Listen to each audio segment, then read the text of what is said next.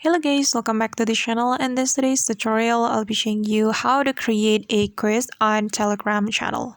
So guys, first of all, open your Telegram application on your phone, then open your Telegram channel, and I'm going to search for my channel right here.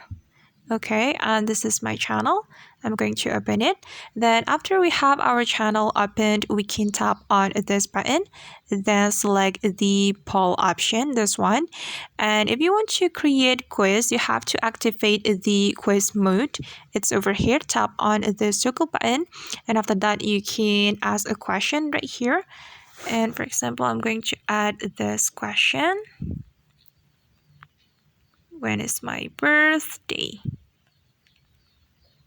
Okay, then we're going to create answer option like this. And you have to select right answer or correct answer for your quiz.